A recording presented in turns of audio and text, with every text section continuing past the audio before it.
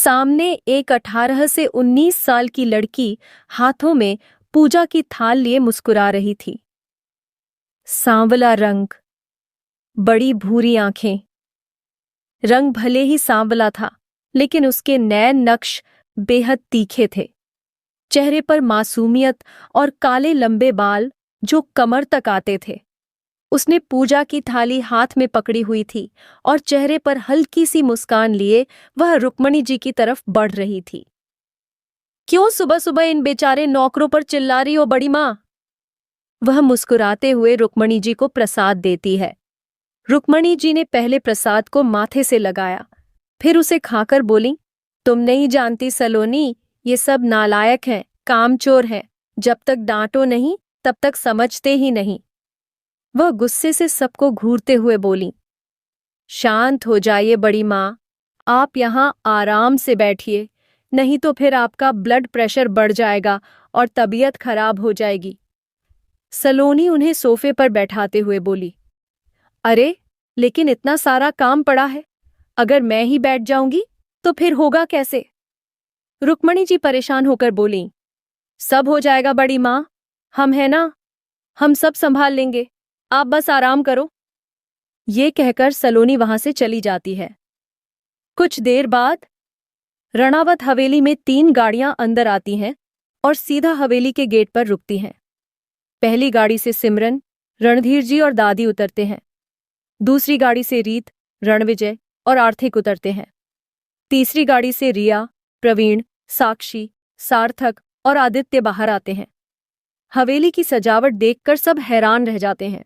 कुछ औरतें घूंघट ओढ़े घूमर कर रही थीं। राजस्थानी गाना बज रहा था। सबने पारंपरिक राजस्थानी पोशाक पहनी थी। पुरुषों ने सिर पर पगड़ी बांधी हुई थी और वे लाइन में आमने सामने खड़े थे। दिल्ली गेट से लेकर फव्वारे तक फूलों से जमीन पर कारपेट बना था। बड़ी बड़ी थालियों से फूल बरसाए जा रहे थे। ढोल नगाड़े बज रहे थे और पूरी हवेली दुल्हन की तरह सजी हुई थी। रीत, साक्षी और प्रवीण के लिए यह सब नया था। तीनों हैरानी और एक्साइटमेंट में हर तरफ देख रहे थे। उन्होंने पहली बार ऐसा शाही स्वागत देखा था। वहीं सामने हवेली के गेट पर एक 70 से 80 साल की औरत खड़ी थी। उन्होंने राजपूताना पोशाक पहनी थी। गले में भारी जड़ाऊ हार, माथे पर मांगटीका, नाक में बड़ी सी नथ और हाथों में सोने के कड़े। चेहरे पर स्वाभिमान और गरिमा साफ झलक रही थी।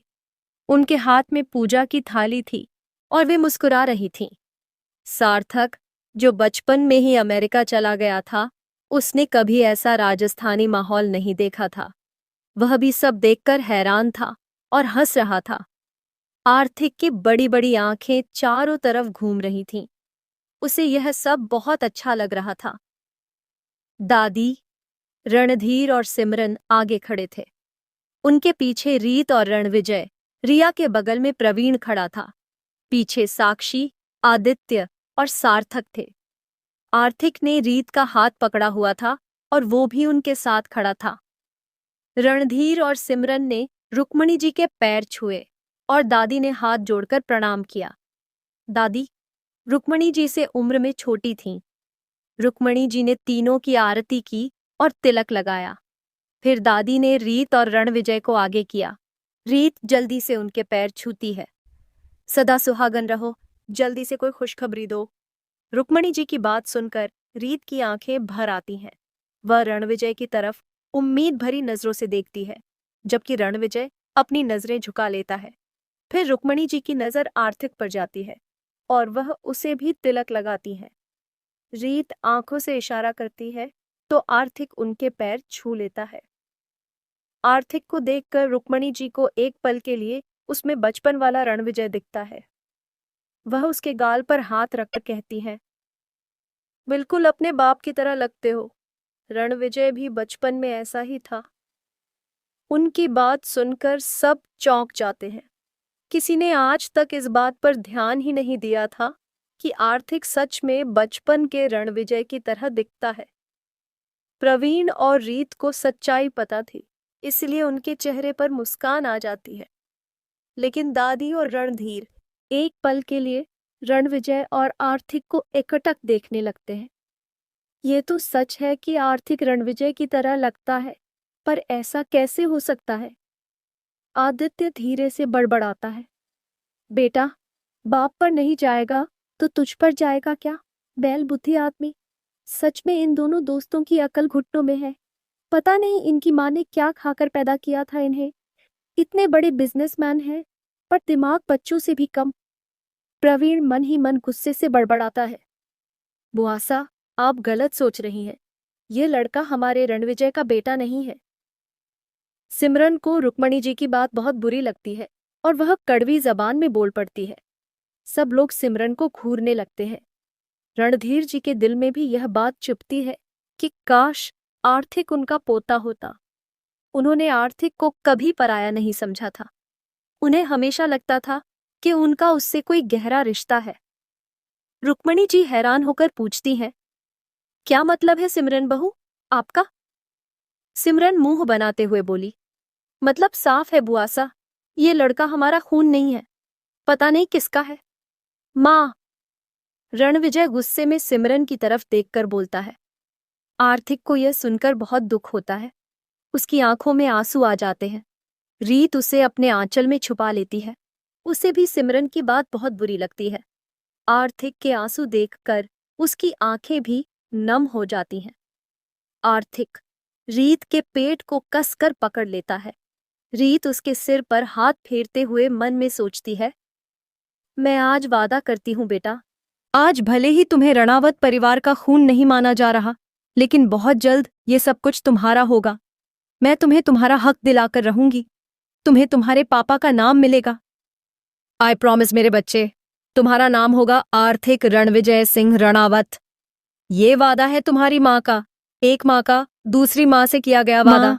बच्चे के सामने ऐसा मत बोलो, बेचारा बच्चा क्या सोचेगा?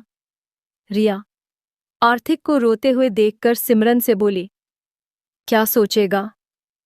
मैं तो सिर्फ सच बोल रही हूं, और वैसे भी आज नहीं तो कल इस लड़के को पता चल ही जाएगा कि ये जिनके साथ इस घर में रहता है वो उसका परिवार नहीं है और ना ही मेरा बेटा इसका बाप है। सिमरन रीत को घूरते हुए बोली, इसका मतलब ये बच्चा रणविजय का बेटा नहीं है? सिमरन। रुक्मणी जी हैरानी से बोली, नहीं बुआ जी, ये बच्चा ना तो रणविजय का बेटा है और ना ही मेरा पोता। ये इस लड़की के पहले पति की औलाद है। सिमरन ने रीत की तरफ इशारा करते हुए कहा। पहला पति? रुक्मणी हैरानी से रीत की तरफ देखती है। बात बिगड़ती देख रणधीर आगे बढ़ते हुए बोले, बुआ जी, हम अंदर चलकर भी ये सब बातें कर सकते हैं। यहाँ बाहर खड़े होकर ही सब कुछ जानना है क्या आपको? चलिए अंदर चलिए, हम सब कुछ बताते हैं। रणधीर रुक्मणी जी के कंधे को पकड़कर उन्हें अंदर ले जाते हैं। रुक्मणी जी ने भी बाहर ज्यादा बहस करना ठीक नहीं समझा और सबको लेकर हॉल में आ गईं। उन्होंने नौकरों से कहकर सबको नाश्ता दिलवाया और खुद भी उनके पास जाकर बैठ गईं। वो सबको एकटक देख रही थीं, जैसे इंतजार कर रही हों कि अब कोई कुछ कहेगा। रिया और प्रवीण अगल बगल बैठे थे और नाश्ता करते हुए आपस में बातें कर रहे थे। तभी उनकी नजर प्रवीण पर पड़ी, जो रिया से हंस हंस कर बातें कर रहा था। अच्छा, तो ये है हमारे जमाई साहब, मतलब रिया के होने वाले पति? रुक्मणी जी प्रवीण को देखते हुए मुस्कुराकर बोली, इस बुढ़िया का दिमाग खराब हो गया है क्या? मेरी बेटी का नाम इस लड़के के साथ जोड़ रही है। लगता है बुढ़ापे में दिमाग सठिया गया है इसका। सिमरन ने मन ही मन कहा, नहीं दादी बुआ, ऐसा कुछ नहीं है। प्रवीण और हमारे बीच में ऐसा कोई रिश्ता नहीं है। ये हमारे पति नहीं है, ये रीत भाभी के बड़े भाई हैं। रिया ने रुक्मणी जी को समझाते हुए कहा। रुक्मणी जी अपनी कड़क आवाज में बोली, ये क्या चल रहा है कुंती? मुझे तो कुछ समझ नहीं आ रहा है। कभी कहा जाता है कि ये बच्चा तुम्हारा पोता नहीं है, तो कभी कहा जाता है कि ये लड़का रिया का पति नहीं है। अगर ऐसा है तो रिया इस लड़के से इतना हंस हंस कर बातें क्यों कर रही है? ये कहाँ लिखा है कि हंसकर बात सिर्फ पति पत्नी ही कर सकते हैं बुआ दादी? रणविजय ने कहा। रुक्मणी जी बोली, रणविजय, तुम हमें मत सिखाओ कि कहाँ क्या लिखा है और क्या सही है, क्या गलत? रणविजय जवाब देना चाहता था, लेकिन दादी ने आंखों से मना कर दिया तो वह चुप रहा। रुक्मणी सिंह राणावत हैं और ये हवेली हमारी है। ये हवेली ही नहीं, पूरा जयपुर हमारा है। यहाँ हमारा सिक्का चलता है रणविजय। इसलिए हमें जो पसंद नहीं है वो चीज इस हवेली में तो क्या, इस जयपुर में भी नहीं होती। और तुम कल के आए लड़के में ज्ञान देने चले हो? रुक्मणी जी गुस्से में जलती आंखों से रणविजय को घूरते हुए बोली। रणविजय को बहुत गुस्सा आ रहा था, लेकिन दादी के मना करने पर वह चुप बैठ गया। बात और बिगड़ते देख कुंती रुक्मणी जी से बोली, रणविजय का वो मतलब नहीं था दीदी, आप गलत समझ रही हैं। रुक्मणी बोली, मतलब कुछ भी हो कुंती भाभी, लेकिन छोटों को बड़ों के बीच में नहीं बोलना चाहिए। क्या आपने रणविजय को ये नहीं सिखाया? कुंती मुस्कुराते हुए बोली, अब हम यहाँ आ गए हैं दीदी, तो आप ही हमारे बच्चों को सब कुछ सिखा दीजिएगा। हाँ, अब मुझे ही सब कुछ ठीक करना होगा। रुक्मणी रीत को देखते हुए मन में बोली। रुक्मणी, ठीक है, आप लोग थक गए होंगे, हम आपको आपके कमरे दिखा देते हैं। आप सब जाकर आराम कीजिए। रणविजय, रिया, दादी, रणधीर और सिमरन को अपने कमरे पहले से ही पता थे, क्योंकि वो साल में 1-2 बार जयपुर आते थे। लेकिन प्रवीण, साक्षी, आदित्य और सार्थक पहली बार जयपुर आए थे। इसकी क्या जरूरत है, हम चले जाएंगे, प्रवीण खड़े होते हुए बोले। रुक्मणी जी ने उसे अपनी भयानक आंखों से घूरते हुए कहा, आप हमारे घर के मेहमान हैं और हमारे जयपुर में मेहमान को भगवान का दर्जा दिया जाता है। वैसे किसी ने हमें इन सबसे मिलवाया नहीं, उन्होंने घर के लोगों को घूरते हुए कहा। बुआ दादी की कड़क और डरावनी आवाज सुनकर किसी की हिम्मत नहीं हो रही थी कि कुछ बोले, लेकिन किसी न किसी को तो बोलना ही था। सबकी नजरें रणधीर की तरफ गईं। खुद पर सबकी निगाहें देख रणधीर समझ गया कि बिल्ली के गले में घंटी उसी को बांधनी है। वो रुक्मणी जी की तरफ देखकर बोलने ही वाले थे, लेकिन उनकी घूरती आंखों को देख डर के कारण उसके मुंह से कुछ निकल ही नहीं पाया।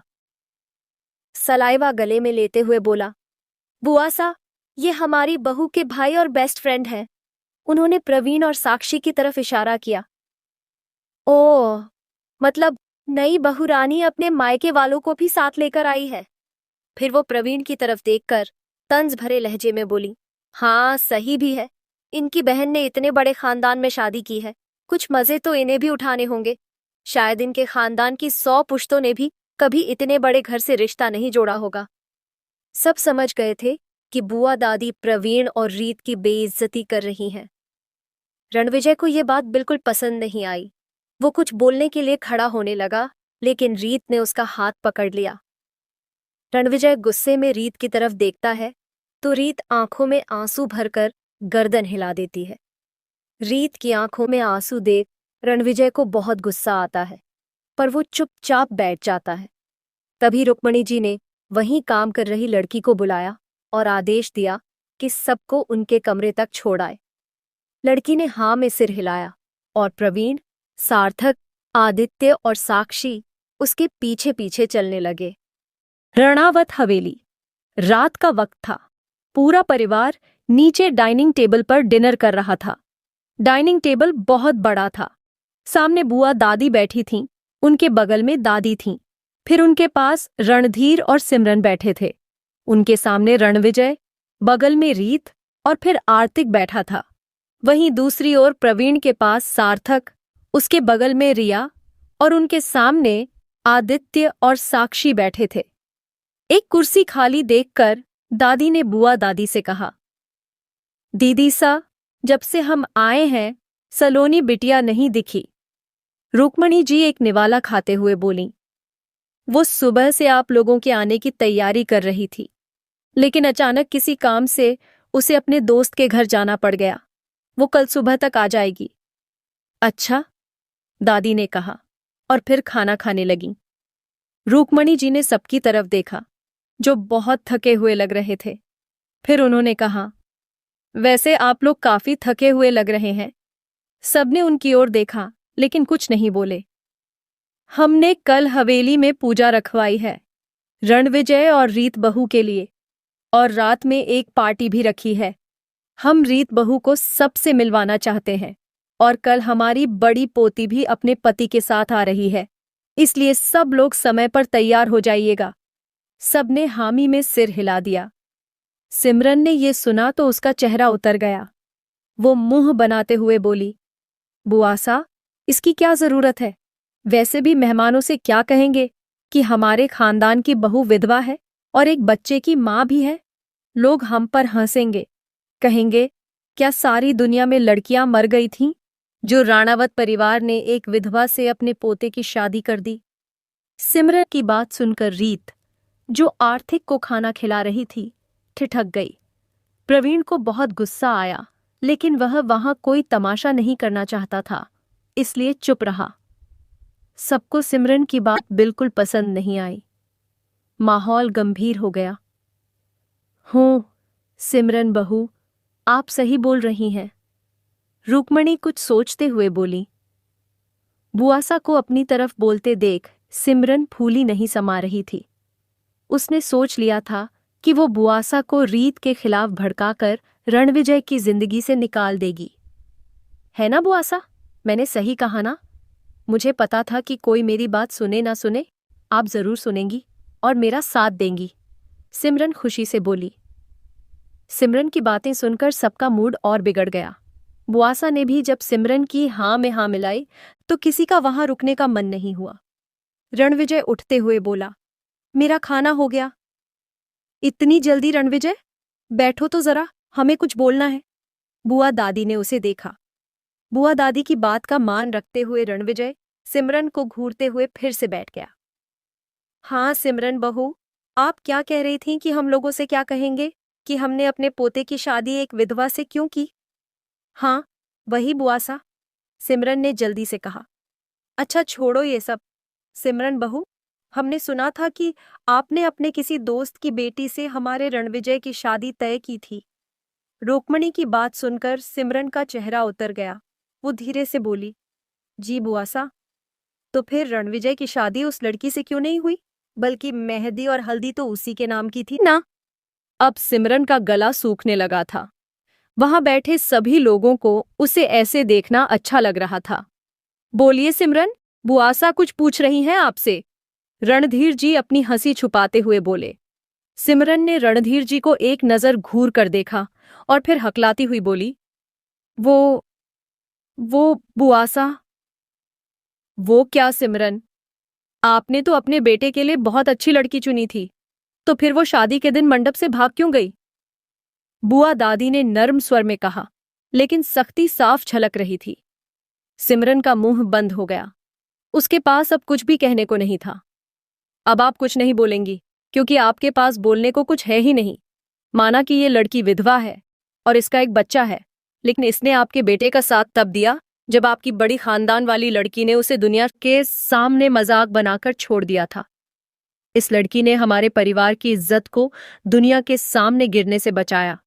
किसी लड़की के लिए अपने पहले पति की जगह किसी और को देना आसान नहीं होता, पर इसने किया, और वो भी सिर्फ हमारी इज्जत के लिए। रीत की आंखों में आंसू थे और रणविजय के चेहरे पर मुस्कान। परिवार के सभी लोगों के चेहरे पर भी हल्की मुस्कान आ गई थी। किसी को यकीन नहीं हो रहा था कि रुक्मणी राणावत ये सब कह रही हैं। चाचू, ये वही खड़ूस बुआ दादी है ना, जो सुबह इतना चिल्ला रही थी? मुझे तो यकीन नहीं हो रहा। जरा मेरे हाथ पर चुटकी काटो, कहीं मैं सपना तो नहीं देख रहा। सार्थक बुआ दादी को देखते हुए आदित्य के कान में बोला। आदित्य ने सार्थक के हाथ पर जोर से चुटकी काट दी। सार्थक दर्द से चिल्लाया, चाचू यार, मैंने हल्के से कहा था, आपने तो मेरी खाल ही लाल कर दी। मैंने क्या किया? मैं तो तुझे बता रहा था कि तू कोई सपना नहीं देख रहा। आदित्य मुस्कुराता हुआ बोला। चाचू, आप इतने बुरे कब से हो गए? सार्थक हाथ रगड़ते हुए बोला।